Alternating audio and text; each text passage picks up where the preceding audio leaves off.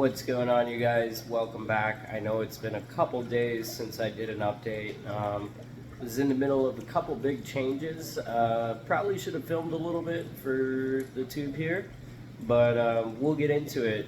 In the meantime, welcome back if you've been here before, and if you're just checking in, please like, subscribe, hit that bell and notification, and share with all your friends. We are on a cichlid journey here. So let's see what's going on. First, before we get into the big new changes, that's why the door is open down there. We're going to look at the 140 first. Just did a water change about 2 hours ago, gave it some time to settle, so let's take a look and see what's going on. So here we go. Everybody's super happy in this tank right now. Water's looking beautiful.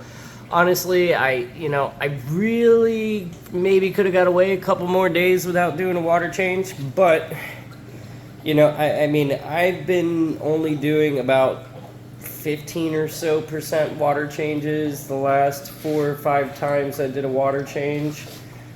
So I upped it a little bit, did about a 30% or so water change today because my nitrates have been fairly stable, but I had a little bit of a spike.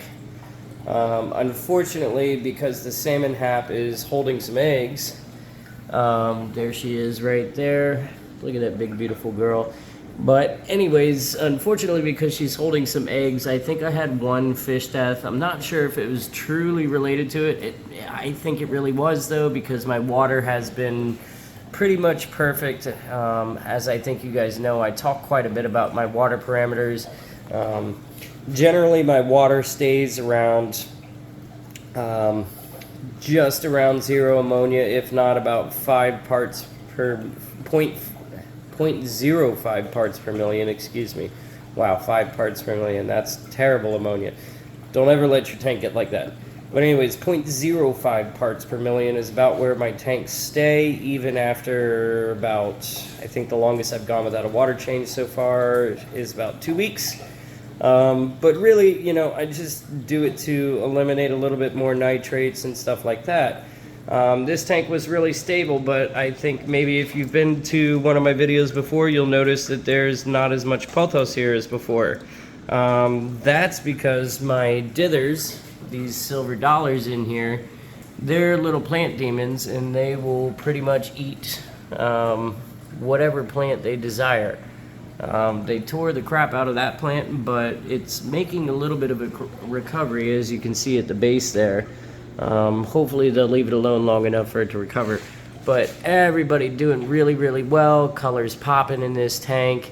Everybody beautiful over here. And baby mama is still holding. And this is definitely the real deal. I've seen her open her mouth. I've seen the eyes developing. We're right at about the 2-week mark. And we're going to get into the big reason why I haven't posted in a couple days. There's some things that have been happening and things I felt I needed to do that I said I was going to take more time to do, but I decided to force a little bit of this.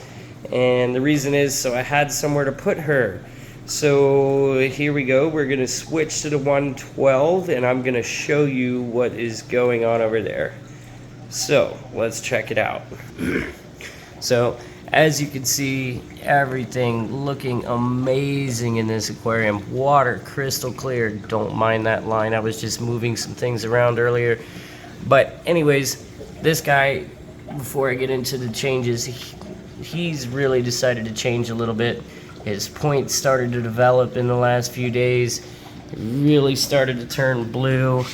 I was kind of wondering if it was a female fish at first, but now it seems like he might be a midnight peacock, and if he is, I'm going to be pretty happy. I just got to see how he finishes continuing to color out.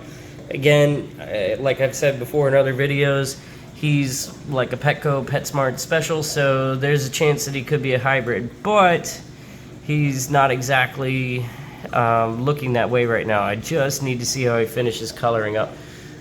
So you'll notice something is different about this tank. So there's only one tube hanging, and the gray tube is on the opposite side of the tank. So what is different and what's going on here. I'm about to show you. So I found a good deal for an overflow box to install one of my sumps.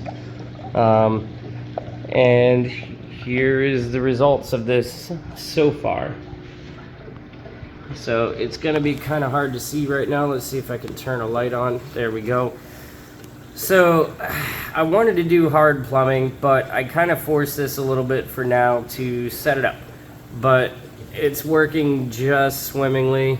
I just did a water change, so I put it a little bit above my high water mark for now, just because I know by the end of the night it's going to go where it needs to go, and I shouldn't have to worry about any issues. It's been up and running for 2 days now, and we've been okay so far, but look at the amount of flow that's coming through. And then there's also more filtration over here. Don't mind the sponges, they're just kind of there for now. Reason is because I cleared this refugium space out. So there's probably about 3.5 or 4 gallons of refugium space in here in this sump tank. As you can see, and it comes through here. All this bio, that's all new bio, that's a new filter. There's some old bio from the old hang on the back that I removed from the tank. It's Purigen, and that's just a bio bag. And then the sponges that are in here at the bottom all came from the other hang on the back filter, because I want to start this. So I took a little bit of the pulcos from up top. I want to see if I can get it to finish rooting a little bit more in here and kind of take off down here.